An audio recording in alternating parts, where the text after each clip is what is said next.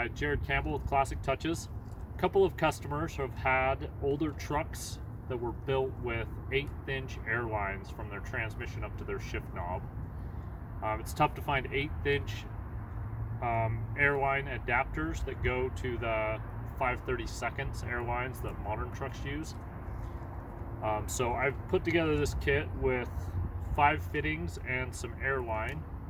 If you've got an older truck like pre-mid-90s that has the 1/8" airlines and need to update it to the 5/32, I built my shifter kit with 5/32 fittings.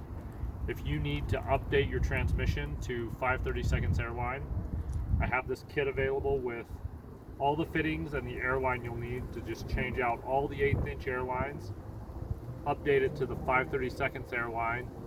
So this is the back of my transmission. One of the fittings will go right there. You can see the little airline sticking out of it.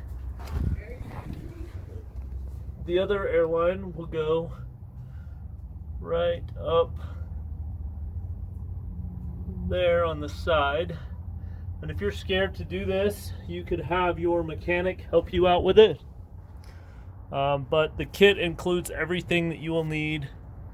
The new fittings to change out the 1/8" airline to the 5/32.